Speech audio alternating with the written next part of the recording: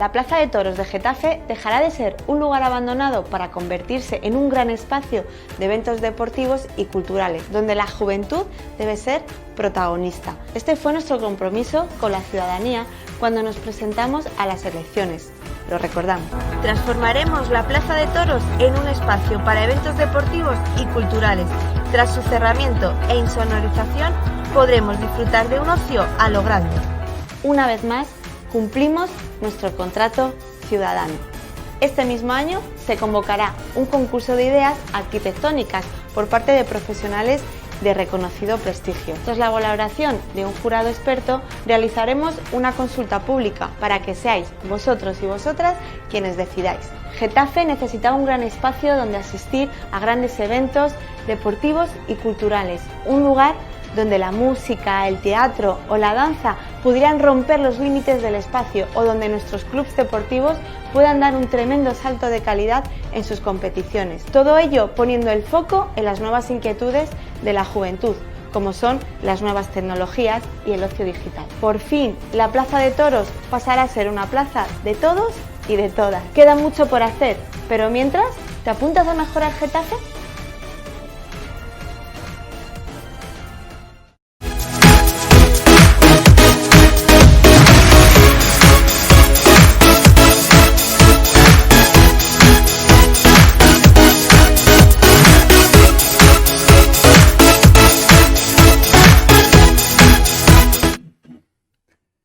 Buenas tardes, hoy es 16 de febrero, son las 5 de la tarde y vamos a tener una tarde bastante movida.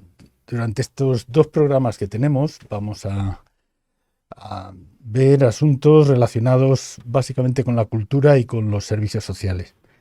En primer lugar, tenemos con nosotros a un conocido personaje importante en Getafe, destacado además, que es Juan Manuel Alcalá. Nos llamamos de tú, si te parece. Sí, por supuesto. Muy bien. Bueno, Juan Manuel Alcalá nació en Alcalá la Real, getafense de toda la vida. Nos dicen casi entre paréntesis, pero vamos, de toda la vida. Se ha forjado en el mundo del periodismo y la cultura, participó en los 80 porque todavía es un hombre joven y empezó desde muy temprano. Como decía, se ha forjado en el mundo del periodismo y la cultura, participando desde que era muy joven, desde los 80, en el Café Librería La Tertulia y en otras iniciativas literarias. Por ejemplo, el fanzín de La Cebolla de Jata, ediciones de la Asociación de Amigos de Getafe y Silverio Lanza. Ha trabajado además como director de las Casas de Juventud en el Ayuntamiento de Getafe en los años 80 con iniciativas muy variadas, aunque no sea el tema de lo que vayamos a tratar hoy. Conoce y participa en diversos periódicos de Getafe, de la época también de los 80, como el Eco de Getafe, Diario Zona Sur, el Buzón de Getafe y de otros lugares también de la zona sur, concretamente pues de Leganés, Fuenlabrada, etcétera. Ha publicado y ha participado en varios libros, algunos de ellos de obligada consulta para conocer los entresijos de la vida y milagros de esta ciudad, destacando Getafe, capital del sur. En 2015 publicó la novela Las muecas de los días y ahora nos sorprende con un libro de corte histórico en el que nos desgrana cronológicamente y yo diría también con todo detalle los sucesos ocurridos en Getafe en los primeros meses de la Guerra Civil. Juan Manuel Alcalá ha escrito un libro que yo creo que va a ser también de obligada lectura y yo les invito a ustedes a que lo lean porque realmente nos da a conocer no solamente lo que ocurrió en los primeros meses de la Guerra Civil, sino que también nos mete en ese ambiente tan especial de los detalles de los sucesos que fueron ocurriendo en Getafe a lo largo de esos especialmente 6-8 primeros meses donde en toda España pues se vivieron horrores que además yo creo que viene bien rememorar porque necesariamente debemos volver a ellos para ver del tipo o del corte del que estamos hechos y sobre todo tratar de no volver a ese tipo de acontecimientos bajo ningún concepto. Este libro que se llama La Furia de Caronte. Se va a presentar pues la semana que viene, el viernes de la semana que viene, concretamente en la Casa Castilla-La Mancha, el 25 de febrero a las 7 de la tarde. Luego hablaremos de ese tema, pero ahora pues lo que queremos es hablar de diferentes aspectos de lo que contiene el libro, más que nada porque, como antes decía, es un libro que a mí por lo menos me ha impactado por varias razones. La primera, por la forma en la que está escrito. Está escrito al estilo del siglo XIX, yo diría, de las mejores, que es quizás una de las mejores épocas de la novela aquí en España, y narra además muy profusamente, muy detalladamente, muy cronológicamente todo aquello que ocurrió. Pero bueno, para eso estamos, para hablar ahora sobre el libro La Furia de Caronte. Buenas tardes. Muy buenas tardes, noches, mañanas, Eso es. dependiendo de cuándo vea, cada uno vea sí, el programa. Sí, lo primero yo creo que habría que explicar incluso el titular. Yo creo que todos los videntes sabrán que Caronte era el antiguo barquero en la mitología clásica. La mitología griega era el antiguo barquero el que pasaba a los mortales ya en su último tránsito, los pasaba por el río Aqueronte para llegar bien al Hades. Sin embargo, la figura de Caronte se transforma en la literatura neohelénica a partir del siglo, con el cristianismo y con las influencias religiosas, folclóricas, culturales, se transforma en la idea de la muerte. Y eso es un poco lo que hemos querido retratar ahí en la portada, la furia de la muerte. Que al final arremolina a todo el mundo. Luego el libro lleva un subtítulo que yo creo que sí que es importante y que hay que aclarar, que el libro está compuesto por crónicas periodísticas, por relatos propios, personales, en los que he llevado a los personajes a situaciones que yo no sé que existieran, pero que creo que sí que crean un hilo conductor del libro. Hay cartas y hay libros, por hacer un resumen rápido de lo que es la edición, que como verán los lectores cuando lo tengan en sus manos, pues es una edición muy cuidada que ha hecho Isla de Delos, que es una editorial de aquí de Getafe. La edición contiene como 65 fotografías, muchas inéditas que no se conocían en Getafe, algunas adquiridas en bancos de imágenes y otras extraídas de la prensa de la época. Creo que hay un repaso muy exhaustivo a la prensa de la época y eso viene luego en las fuentes, cuando hablamos de las fuentes del libro que están especificadas. La mayoría en los textos, incluso cuando se publica La Libertad, pues 28 de agosto de 1936 o algo así, pero sí hay un compendio magnífico de fuentes, es decir, entre los que están la prensa histórica, los archivos, como el Archivo Municipal de Getafe, libros, revistas y Internet. Aquí estamos hablando de en torno a 70 fuentes que hemos consultado, pero que claro, cada una de las fuentes, cada una de las cabeceras, ha habido que seguirla durante año y medio prácticamente. El trabajo es enorme y desde luego es posible gracias a la digitalización que hay en el Ministerio de Cultura y en otras entidades como el Ayuntamiento. Sí, eso te iba a preguntar. A mí me llamó la atención la cantidad de detalles que has puesto en el libro, lo cual hace que vayamos viviendo el relato como si estuviera ocurriendo, viviéndolo no a través de la televisión, pero sí de un medio muy cercano, que podría ser alguien casi que hiciera de hilo conductor dentro del propio Getafe. Yo creo que la idea que teníamos desde el principio, yo hace como 4 o 5 años que tenía, desde que saqué lo de las muecas de los días, ya tenía la idea de hacer un libro en el que confluyeran determinados personajes que yo había leído o había pensado que eran importantes para Getafe, como era Juan Bautista Bergua, como era Kazantzakis.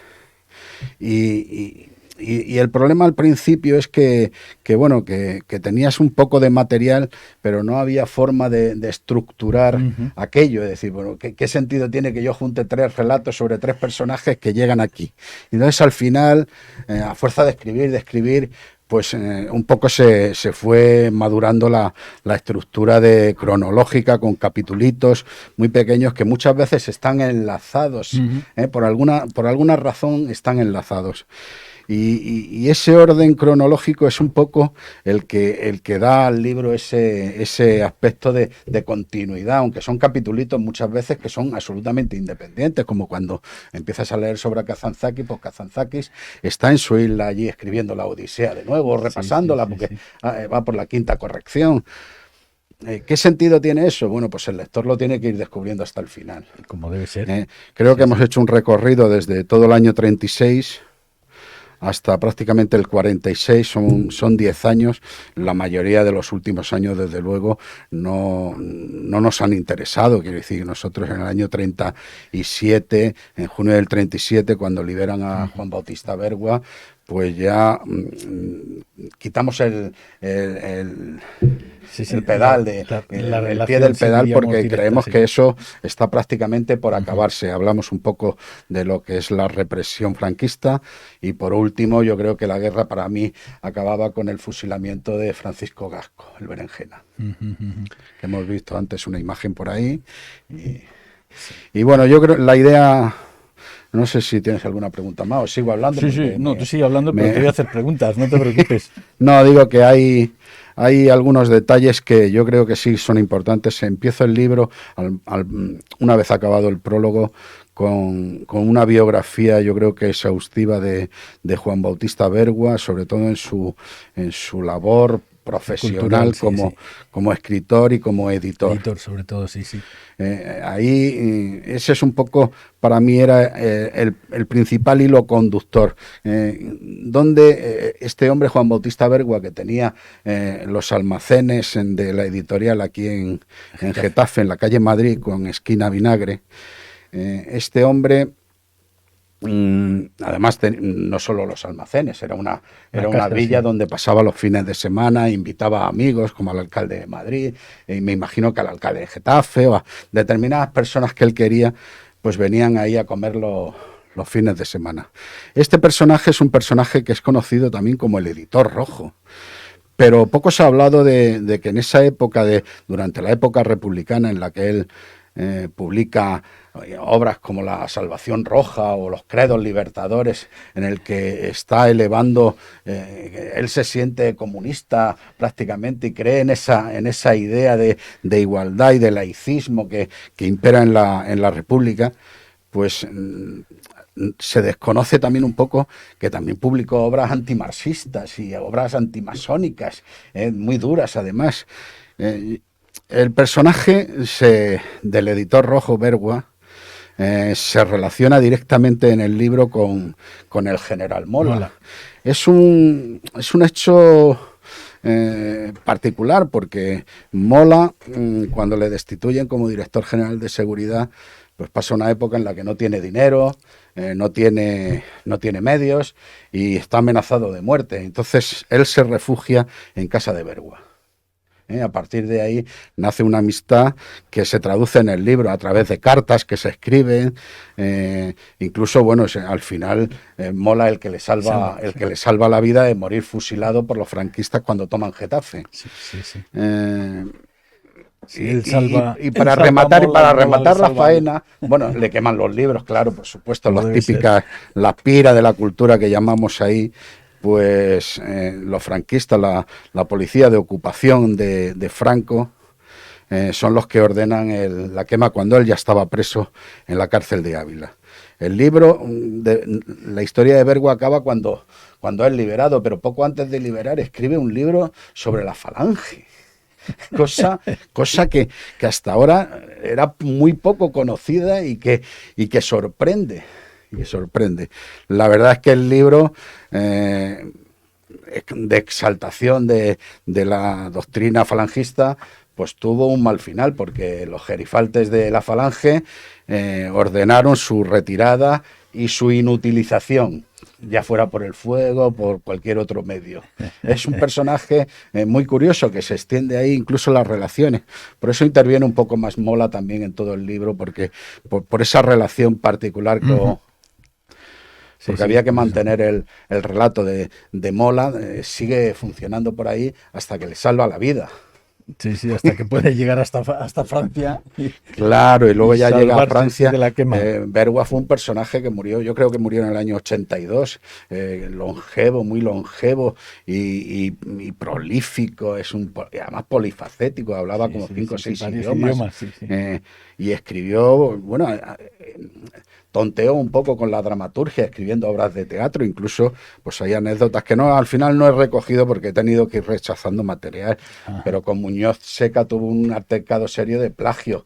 El Muñoz Seca cogió una obrita de Bergua y fusiló el argumento, un poco la salida dramática de la obra. De la obra, sí, sí. Sí, pero he tenido que reducir algunas cosas, evidentemente. A mí me ha llamado en primer lugar la atención un poco el nombre, La Furia de Caronte. Es cierto que, digo, no sé si a lo mejor me imagino que toda la obra te lleva primero mucho tiempo hacerla. Sí, 3 años. Varios 3 años, años, algo te iba a así, decir. sí. Más de unas horas te ha llevado. Muchas Ese es horas. el primer tema, porque ya digo que es tan está tan detallado todo el asunto, sobre todo de los primeros 6 meses en Getafe, es que asombra la cronología. Es cierto que has dicho que antes habías pasado por muchas fuentes. He pasado por muchas fuentes y hasta que cuajó la idea, la estructura un poco, pues ahí me sentía perdido, navegando con muchísimos datos, muchísimas fuentes, pero no sabía qué hacer con todo ello. Bueno, lo que a mí sí me ha llamado la atención es primero el nombre, La Furia de Caronte.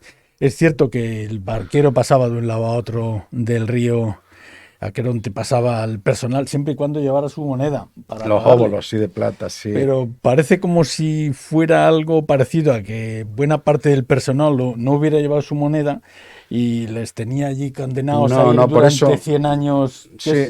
Que forma parte casi del tema. Por eso lo he guerra aclarado. He aclarado que al final, salvando la mitología clásica, que es del siglo V o algo así de antes de Cristo, que surge en Atenas, es decir, luego en los próximos 10 siglos, 15 siglos, cuando empieza lo que es la literatura neohelénica, la figura de Caronte, del barquero, que a veces era un tipo viejo, feo y que amargaba a los mortales, otras veces era un marinero bien parecido, que ayudaba a pasar el tránsito.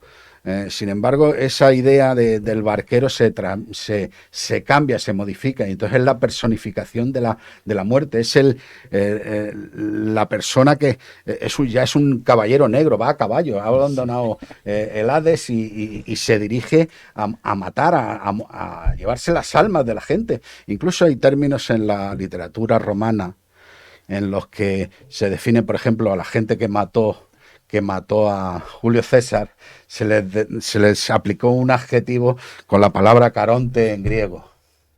No sabía, sí, qué curioso. Sí. Entonces, la idea al final hay que traducirla como que es la furia de la muerte. Sí. Pero sonaba mucho más fuerte, más demasiado impactante fuerte, lo de Caronte. Y más con este dibujo, que es un cartel de las mujeres antifascistas de Segovia, que adquirí en Alami para poder reproducirlo, porque son carteles que no están disponibles por ahí en otras fuentes, y tuve que pagar por él, pero en la solapa primera aparece el cartel original y además relacionado con los bombardeos, que es lo que venía a dar un poco la idea de... Sí, entre ellos el de Getafe, que además sí lo destacas como ensayo Bueno, ya lo habías planteado anteriormente. ¿Cuál? El ensayo, digo, el bombardeo, en este caso, por ejemplo... Sí, había un artículo ahí, pero aquí he profundizado sí, mucho más en el tema del bombardeo. Yo creo que hay varios, al margen de las líneas del guión del libro, las líneas que se siguen para desarrollar esa estructura, como es la vida de Bergua, la del propio Kazantzakis y otros. Hay muchísimos personajes que vienen de Andrés Díez, que aparece por aquí. Sin embargo, hay determinados puntos o fechas o sucesos que son puntos de inflexión, son claves, como es la sublevación del cuartel de artillería.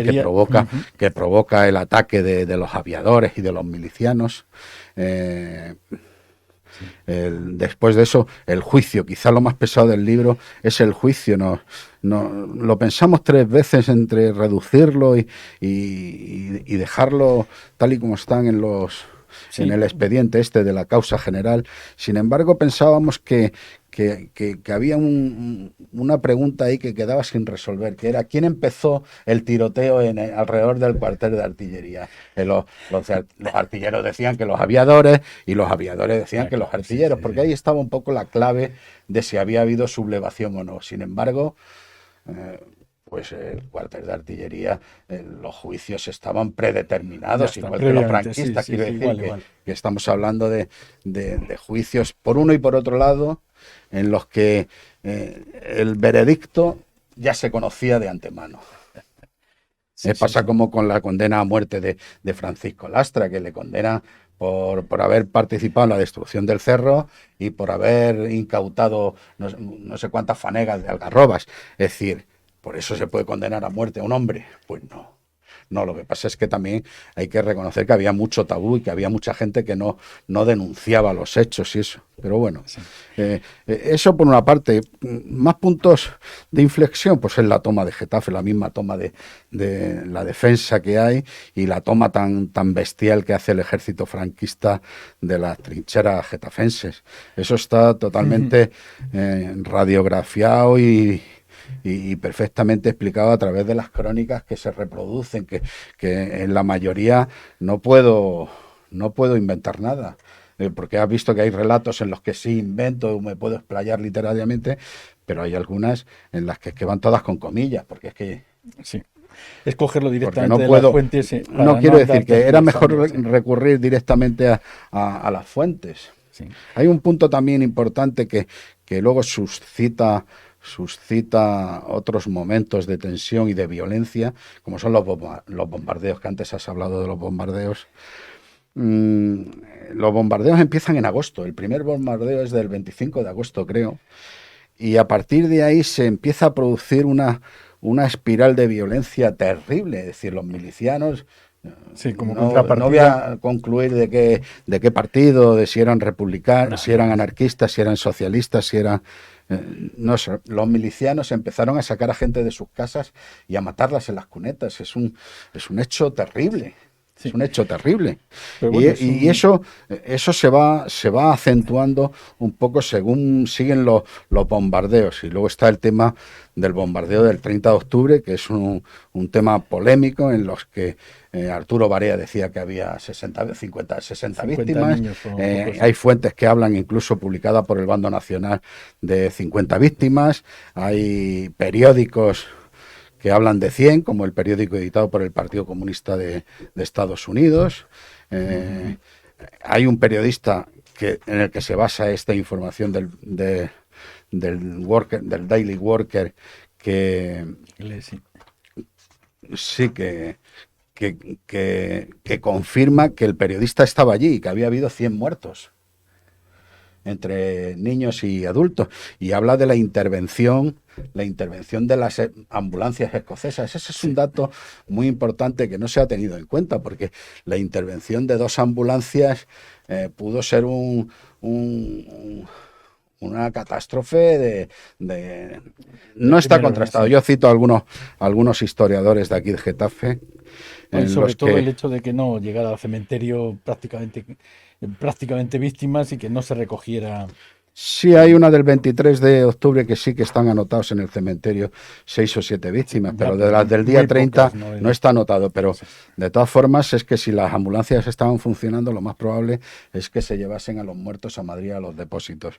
Hay fuentes que hablan, Kazantzakis, cuando viene a Getafe el día 5 de noviembre, justo el día siguiente de la toma, habla con una vieja que le dice que ha habido 27 muertos en una cueva. Bueno, es en una cueva, sí. En una cueva.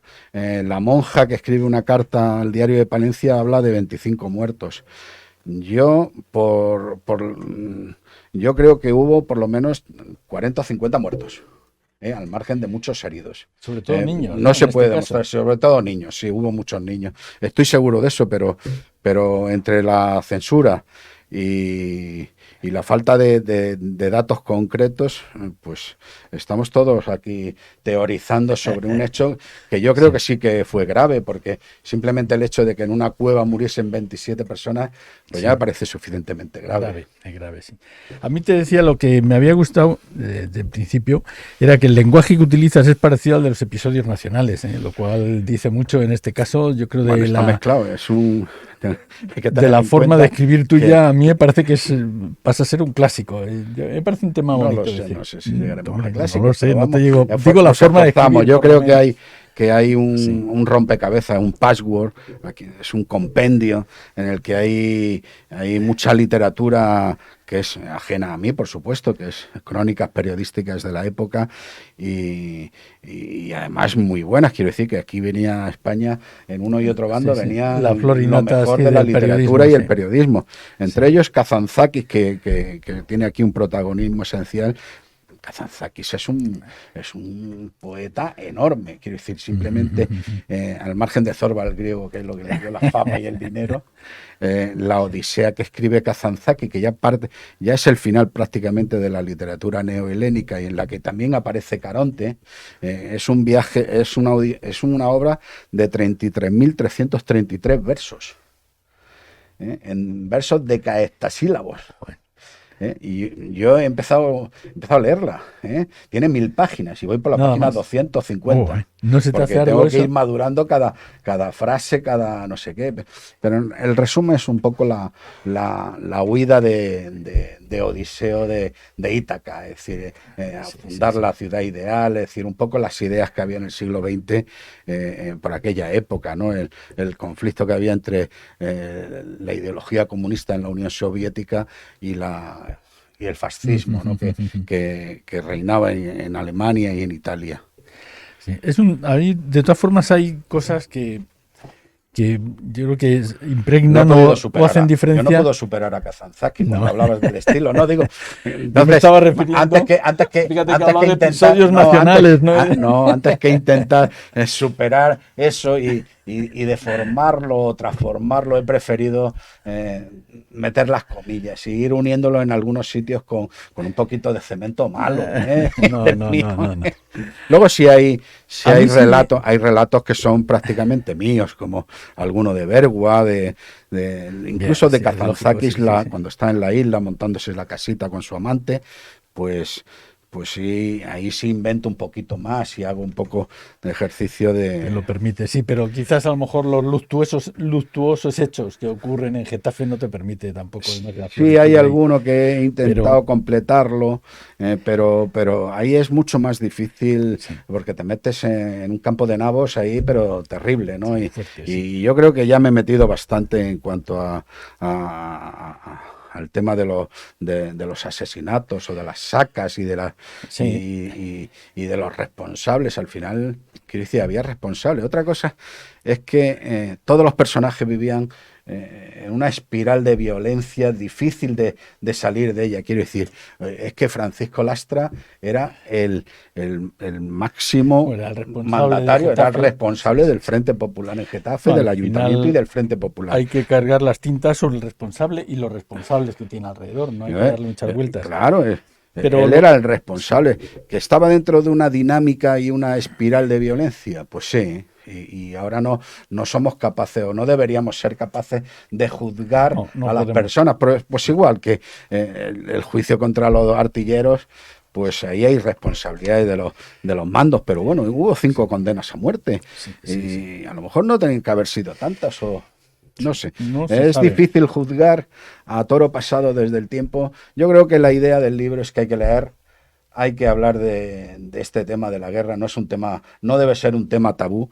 Y antes me decía tu compañera Bea que hay que sacar una conclusión. Lo importante es asumir que eran personas, que no eran enemigos porque pensaban que el triunfo del contrario, los fascistas y los comunistas, cada uno por su lado, pensaban que el triunfo del contrario suponía el final de la civilización.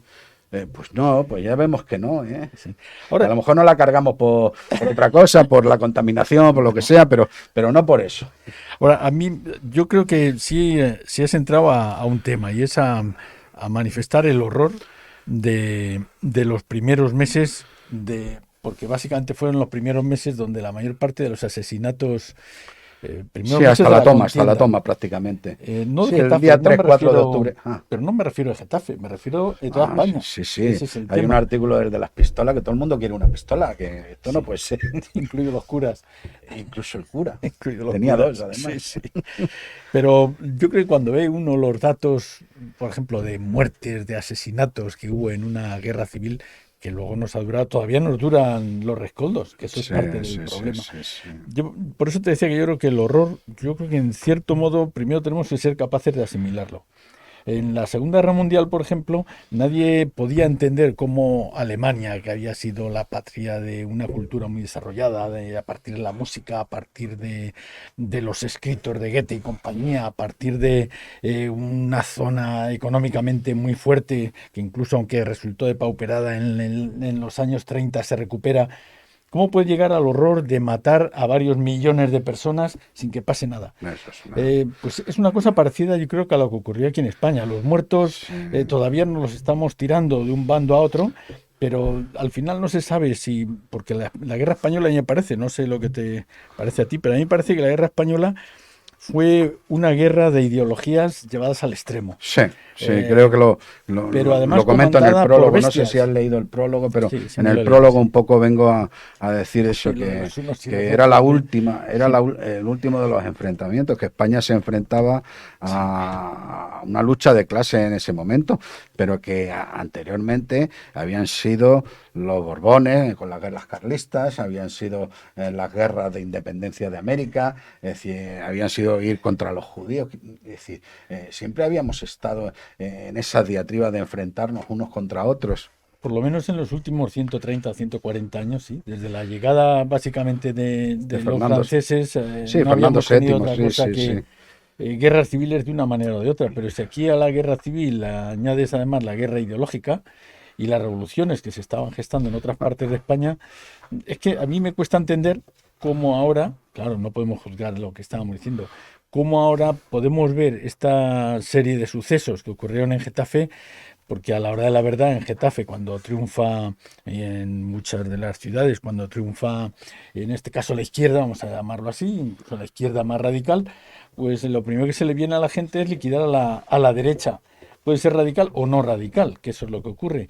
Pero es que el problema de fondo es que esa misma situación se da cuando, aquí mismo en el libro mencionas, que cuando triunfa en Ceuta el alzamiento nacional, pues Que no ese triunfa, mismo que no día, triunfa. bien, bien, Que se levantan, pero se no levantan, triunfan. sí, bien. Que Pues es un poco el origen de la guerra, hay claro. varios cientos de muertos, pero ya el primer día, 200 muertos. para empezar. En Esto Melilla, para sí, sí, empezar. eso para empezar el banquete. Sí, yo recuerdo allí en mi pueblo es tan simple el asunto como que yo soy de un pueblecito de Zamora y el mismo mes que empieza la revolución, sin más, pues 5 o 7 braceros que había, o criados que se decía en aquel tiempo, que estaban o que habían tenido 3 años antes, en el año 35 y año 33, habían tenido unas huelgas y no habían querido ir a trabajar, lo primero que hacen es cargárselos. No se los cargan los del pueblo, se los cargan los del pueblo de al lado. Y lógicamente, pues Bueno, aquí los también venía a pasar algo de eso. claro, Que los de Pinto venían y mataban a alguna gente pero por eso aquí, me los refiero, dejaban aquí. por algo tan simple como por haber participado en una huelga. Entonces, ese odio es algo que yo creo que sí hemos superado, pero lo que no hemos superado todavía son parte de las Sí, raíces. Es algo. hay un documento que reproduzco también tal cual, que es el editorial del diario Ahora del 20 de junio, un mes antes del golpe de Estado, es decir, en el que hablan de la importancia de que España no es un partido. Un partido no puede asumir que ella es España y el resto no. Y hay un párrafo al final que dice que en España lo que se necesita es precisamente crear un ideal nacional, sustraerlo a las disputas partidistas. Otros países tienen el ideal exterior, el de seguridad, de sus fronteras artificiales, el racial, el de la prosperidad económica. España tiene que crearse uno, pero le urge hacerlo. Del sentido nacional de la política no hay que huir, sino buscarlo. No hay que mofarse ni escarnecerle, sino apetecerle. A eso no puede llevarse la ideología derechista ni izquierdista, y quienes la llevan serán incluso como partidos unos suicidas, porque o nos hundirán o hay que nacionalizar el Estado con un amplio sentido de la solidaridad ciudadana. Con la lucha civil se deshicieron todos los pueblos, no se forjó ni engrandeció ninguno. Habla de la necesidad de un ideal nacional que esté por encima de los idearios partidistas. Es un mes antes, ya se sabía que esto acababa fatal el 20 de junio. Sí. En fin, pues no sé si hay alguna cosa más que a lo mejor creas conveniente que tratemos. Yo sí creo que es un libro para leer 2 o 3 veces. Quiero decir, Hay para muchos los que datos. quieran entender un poco lo que ocurrió en Getafe. Es cierto que solamente se puede analizar desde un lado, que sería en este caso desde el lado de los republicanos, porque del otro lado prácticamente no existe la historia, que quedaron borrados en muchos sitios, igual que quedaron borrados los del otro lado en la otra parte del país. Sí. Pero a mí me gustaría, no sé si te parece, porque a mí lo que más me ha impactado ha sido el horror. El horror. Fíjate, el horror, el inmenso horror que se crea, que es parecido un poco a la Apocalipsis Now, a la película. Exactamente, sí, creo que sí.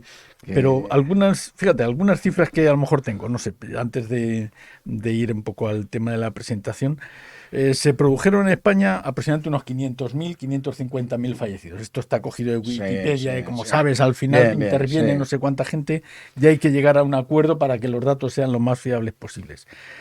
De esos 500.000 o 550.000 fallecidos en la guerra, 200.000 son asesinatos. Unos 130.000 en el lado en el lado republicano, nacionalista, y unos 60.000 aproximadamente en el lado republicano. Ponle un 10% más, 15% más de uno o de otro. Es un cuadro general, porque no se ha llegado al dato final. Después ahí, claro, por fallecidos en el frente más bombardeos, pues se añaden otros 300.000, total 500 y pico mil. Pero ojo, es que interviene, claro, gente de no sé cuántos países. Este es el preludio de la guerra civil. Hay 80.000 marroquíes, hay 8.000 portugueses desconocidos. Digo desconocidos porque prácticamente no se sabe que vinieron. Hay italianos, hay 40.000 o 45.000 de las brigadas internacionales que son de todo el mundo. Alemanes pasan por España aproximadamente unos 40.000. Algo más, 29.000 tengo aquí, pasan por la Armada, puede haber 5.000 o 10.000 de golpe, pero los van cambiando, y otros casi 20.000 en la Legión Cóndor, que siempre hay unos 4 o 5.000, pero van pasando. Digo gente que pasa por la guerra, ¿eh? Estamos hablando de que italianos hay cerca de 80.000 también, los que pasan por España. Es decir, pasan varios cientos de miles de personas de otros países. Es un ensayo para una guerra generalizada. Un ensayo. Eso sin contar después las personas que fueron asesinadas después por el régimen... Sí, por los juicios sumarísimos, que son en realidad no había juicios. Unos 50.000 personas, más los 500.000 que huyen a Francia, que también son víctimas de alguna manera más directa. Es decir, que hay, aparte de la gente que pasa por España, que son varios cientos de miles, hay cerca de 900.000 personas por un lado y por otro lado, 900.000 por el bando nacional y 900.000 por el bando republicano, que también participan en la guerra, es decir, de manera directa y de manera indirecta, todo un país se ve involucrado. Y eso, claro, nos tiene que afectar. Digo un poco por ver las cifras tan terribles y lo miserable de la condición humana. Estás hablando de la guerra a nivel nacional, en su totalidad. En Getafe las cifras son menores, pero son dramáticas, es decir, porque si hay 60 asesinatos, 70 asesinatos... No, puede que haya bastantes más, yo creo. Sí, los que... es que no quiero dar una cifra ahora porque hay muchos en el cementerio y luego los juicios franquistas también, que puede haber 80, 90 o 100, es decir, juicios sumarísimos, es decir, yo creo que es algo terrible, pero en un pueblo en el que en el año 31, creo, en el censo del 31 tenía 8.000, que durante la guerra que se quedase en 4.000, en la mitad, me imagino. Pero hay una foto que adquirí de una agencia de prensa que viene en la contraportada. Sí. La tienes por ahí, me parece. Sí, creo que sí que la tenéis en realización. Sí. Esta foto, pues se puede ver a 2 soldados franquistas y a un grupo de 5 presos republicanos que están cavando una fosa común. Y en primer plano aparecen algunos cuerpos tapados con una manta oscura y sin embargo, yo no podría apostarme nada, pero creo que esto es una mujer. Que parte de la represión que se produce después de la toma de Getafe, la represión franquista, afecta a muchas mujeres y eso no está consolidado en ningún sitio con cifras, porque apenas aparecen nombres de mujeres. Pero yo creo que aquí se ve claro que eso es una mujer. Pues, pero bueno, pues yo creo que es sí una merece la pena. Es una imagen terrible. Pues yo creo que merece la pena adquirir el libro y si queremos, si hay alguien de Getafe, que una ciudad de 200.000 habitantes, yo creo que tiene que haber interés por ver cuál es nuestra historia, especialmente para que no se repita, como diría el paro de Santayana. Pues la presentación es el día 25, el viernes. A las 7 de la tarde en la Casa de Castilla-La Mancha, que está en la calle Calvario. Y ahí os esperamos para debatir. El que lo haya comprado por internet en isladedelos.es, pues podrá criticarme mejor o opinar. ¿no? Los hechos son los hechos. Bueno, el libro está disponible ya en internet y allí en la presentación también lo tendremos para que los lectores lo puedan comprar. Pues te agradezco mucho que hayas estado aquí, que nos hayas ilustrado sobre los detalles. Es un trabajo que, como antes has dicho, lleva mucho tiempo, o lleva años, y la verdad es que una de las cosas que sí impresiona es el detalle de datos y de información que has incluido, que es realmente grande, que se ve que has dejado buena parte de no solo de tu tiempo, sino de tu piel, de tu esfuerzo, de tu familia. Hay muchísimos datos. Yo me llego, cuando ha estado el libro ya corregido y eso, pues me llego incluso a sorprender de la cantidad de datos, incluso datos que si me preguntas en un tema concreto, que no voy a poder recordar porque ha habido muchas anotaciones durante estos 3 años últimos. Sí.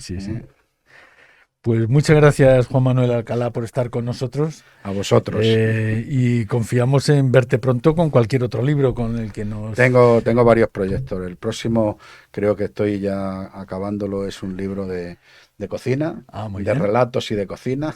Muy importante. De recetas, sobre todo de la frontera del Reino de Granada y el Reino de Jaén. Ajá. Un poco lo que se hacía en casa de mis padres y de mis tíos y de mis tías y pues un poco recetas como muy el pollo con almendras, quizá lo más refinado, pero está el gazpacho de segadores, que es agüita con un poquito de vinagre y sal. ¿Y algo más, seguro? Pues si había un poquito de pan, se echaba pan, tomate. Vale. Ya nos contarás, porque yo creo que sí es un tema interesante. No hay demasiado sobre relatos. Sobre la cocina andaluza, relatos sobre un poco relacionados con eso, sobre el tema de la harina, el olor, el aroma de la harina cuando la tuestas para hacer algún magdalena, el olor del horno de la harina. Ya no se nota como antes, pero bueno, hay que intentar recordar esos pedazos de nostalgia, ¿no? Y ese es el siguiente que quiero sacar. Pues aquí estamos para charlar contigo sobre el próximo libro que nos escribas. Digo que nos escribas porque entiendo que va dirigido a la parte más cercana, entre otros, especialmente los getafenses. Bueno, ese lo voy a titular La cocina de Alcalá, y yo creo que ahí van un poco a mezclarse mi vivencia. Yo llevo en Getafe desde el 73, y mi origen, que está allí en Alcalá la Real, en Jaén. Sí, señor. Pues muchas gracias y estamos con ustedes en unos minutos.